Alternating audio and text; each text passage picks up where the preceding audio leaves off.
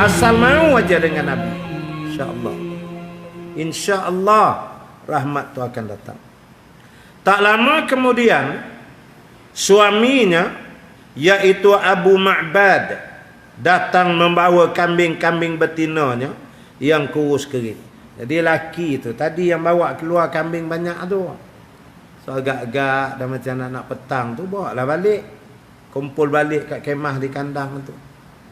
Apabila dilihatnya susu tersebut, hairanlah dia, panjatlah dia, sebab dia tahu yang tinggal tadi memang tak bersusu pun. Lalu dia bertanya, dari mana kamu dapat susu ini? Sedangkan kambing-kambing dibawa keluar dan di rumah pula tidak ada susu yang hendak diperah. Ini mana datang ni? Ai, cemburu juga. Boyfriend mana pula tinggal kat kau ni susu ni, ya? Padahal memang kambing tak ada nak diperah di kemah tu, memang tak ada susu.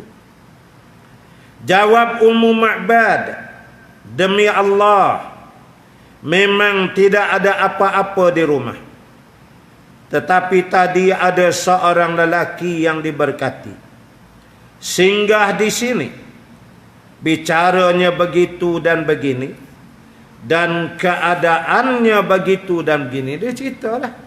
Tadi bang ada seorang lelaki, ya Allah bang, lemah lembutlah bercakap dia, adab dia, senyuman dia, muka ni bang Allah berseri bang, alis keningnya tu panjang hitam, alis kening tu, dahi dia luas, rambut berminyak, telinga kiri kanan tertutup separuh rambut dia, rambut kat belakang tu terletak atas bahu badan bau kasturi bang, melintah merebak bau kasturi. Dia cerita, suami dia Abu Ma'bad dengar, dia ada info juga tentang kenabian ini.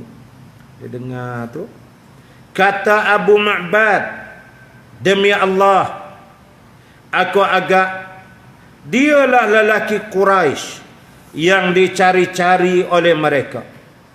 Cuba terangkan kepadaku bagaimana sifatnya, wahai Ummu Ma'bad. Dia kata jangan, yang ni yang Nabi orang Quraisy ya, puak-puak Mekah tengah duk cari dia tu. Itu saya kata mereka ni kadang pergi jugalah untuk berjual beli barang di Mekah. Jadi info-info rumus berserak tu dapat ke dia. Jangan dia kot. Cerita ke saya macam mana akhlak dia. Dia tanya. Lalu diceritakan perihal sifat dan bicaranya yang amat menarik. Seolah-olah orang yang mendengar cerita itu melihat sendiri kepada Rasulullah sallallahu alaihi wasallam di hadapannya. Ceritanya lah akhlak. Antaranya ialah dia mendahulukan kami meminum susu yang diperah. Akhir kalau ada baki itulah yang dia minum. Dan sebelum pergi dia perah tu satu baldi sepenuh-penuh. Ini dia antara yang dia ceritakan. Berkaitan hal ini kami akan nukilkannya ketika membicarakan tentang sifat-sifat Rasulullah sallallahu alaihi wasallam di hujung tulisan ini. Maka Abu Ma'bad berkata, demi Allah, inilah lelaki Quraisy itu yang sering mereka perbualkan tentang halnya. Aku sendiri ingin benar untuk menemaninya. Kalau ada peluang, pasti akan aku lakukan. Lalu ketika itu terdengar suara yang kuat di Mekah, sehingga semua orang dapat mendengar suaranya, tapi tidak dapat melihat siapa yang berkata. Allah pemilik Arasy melimpahkan kurnia yang terbaik. Dua sahabat yang singgah di khemah Ummu Ma'bad sungguh singgah membawa kebaikan, berangkat juga begitu. Pasti berjaya orang yang sempat mendampingi Muhammad. Lihatlah anak cucu Qusay, betapa Allah mengumpulkan bagimu dengan dia melalui perbuatan yang tiada taranya.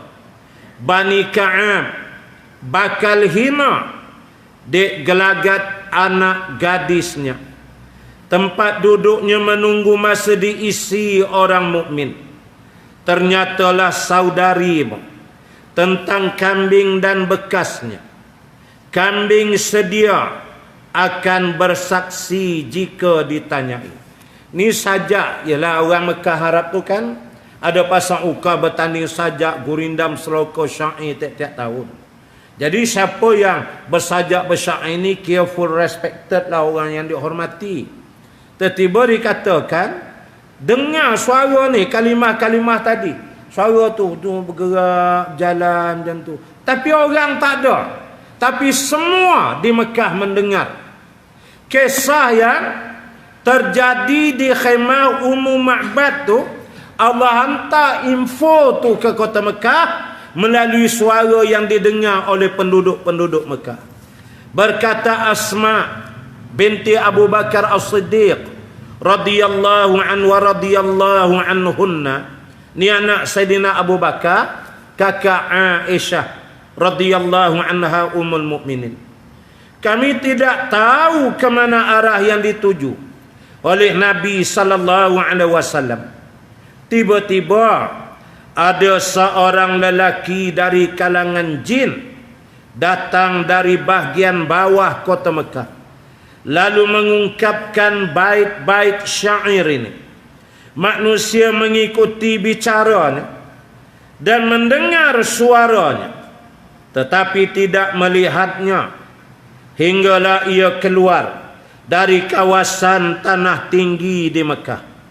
Kata Asma, maka apabila kami mendengar kata-katanya itu, tahulah kami ke mana arah yang sedang dituju oleh Nabi sallallahu alaihi wasallam, iaitu menghala ke arah Madinah. Makanya Allah kirim tah namanya jin apa itu, kuasa dia. Tak nampak tapi menyebut-nyebut. Bila direnung balik kata Asma, saya faham. Ayah saya Abu Bakar dan Rasulullah dalam perjalanan menuju ke Madinah. Karena dalam rangkap syair, kalimah-kalimah sajak tu menunjukkan laluan-laluan tu menghala ke Madinah.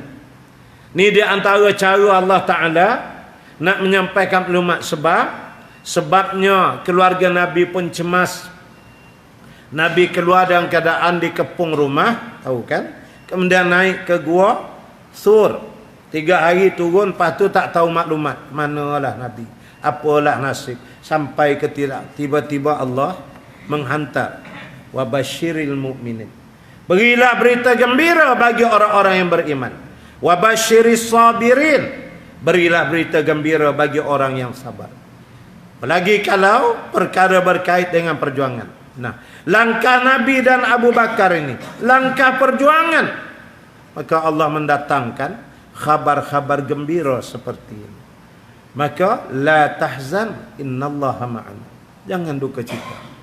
Allah bersama dengan kita dalam mengharungi dan meneruskan perjuangan ini. Berita-berita kebaikan yang menenangkan, tidak meresahkan itu akan datang. Bila sampai masa Allah tahulah. Entah dengan gerak hati, entah melalui alamat mimpi, berbagai caralah yang dibuat atur oleh Allah Qadirabul Jalil. Hadirin sekalian, kesimpulannya itulah di antara kita kata peristiwa yang dialami oleh Nabi sallallahu alaihi wasallam bersama Abu Bakar dalam perjalanan ke Yasrib yakni Madinah, singgah di khemah Ummu Ma'bad dan Abi Ma'bad suaminya dari kalangan Bani Khuza'ah, ya, yakni orang Badui yang ada di tengah-tengah padang pasir, lembah, bukan kampung ya, lembah yang laluannya perjalanan antara Mekah menuju ke Madinah, yakni ke Yasrib itu. Menunjukkan ada saja cara pertolongan Allah Ta'ala itu sampai kepada Nabi, dan begitulah orang-orang yang terus berjuang dan yakin membawa apa yang dibawa oleh Nabi sallallahu alaihi wasallam. Hadirin sekalian, masuklah kan? Saya kira sekadar itu dulu kita tangguh dengan tasbih kifarah suratul As dan kita tutup dengan bacaan doa. Subhanakallahumma wa bihamdik nashhadu an la ilaha illa anta nastaghfiruka wa natubu ilaik. Bismillahirrahmanirrahim. Wal 'asri innal insana lafi khusr illa alladhina amanu wa 'amilus shalihat wa tawasaw bil haqq wa tawasaw bis sabr.